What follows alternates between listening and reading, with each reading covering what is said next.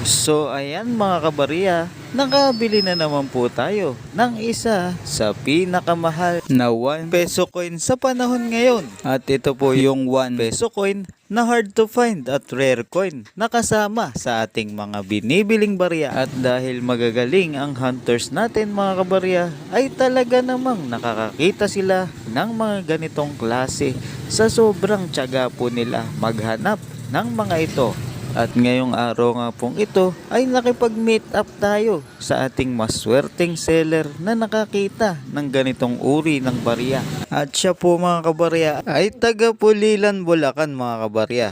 At nakipag-meet up nga po tayo dito sa Primark Plaridel. Ito nga po yung nabili nating barya na talaga namang napakaganda. Ito nga po yung tinatawag na hard to find coin sa 1 peso coin na aking patuloy na binibili. Ito po yung 1 peso coin na may taong 2005.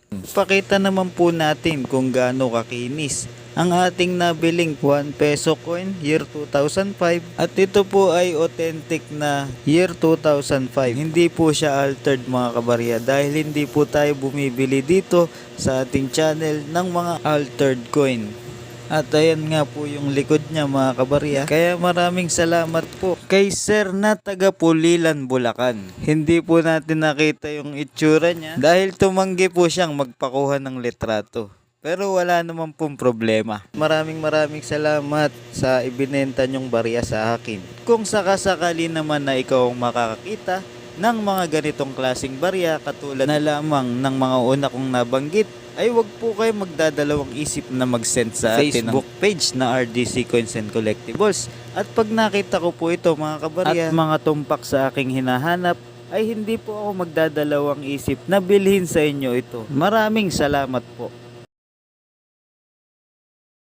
At hindi lang yan mga kabarya dahil marami pa po akong iba't ibang klase ng baryang binibili. Katulad na lamang po ng 10 peso coin na may taong 2007. Patuloy po akong naghahanap ng ganitong uri ng barya. Ganon din po sa 5 peso coin. Patuloy pa rin po tayong naghahanap ng year 2006, 2007 at year 2008.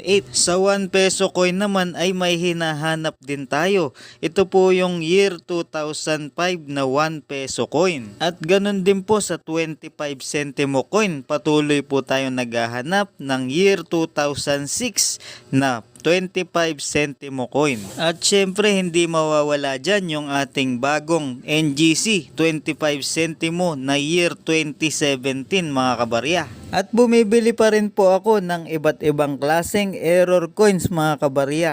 At sa error coins naman natin mga kabarya, kahit anong taon po yan, basta po makakakita kayo ng mga ganitong uri ng error coins. Ang tawag po dito ay off-center error coins. Ganon din po ang double print error mga kabarya. So inuulit ko po mga kabarya na kung sakasakaling makakakita po kayo ng ganitong uri ng barya katulad na lamang ng aking mga ipinakita, ay wag po kayong magdadalawang isip na mag-send sa atin ng picture sa ating Facebook page na RDC Coins and Collectibles mga kabarya.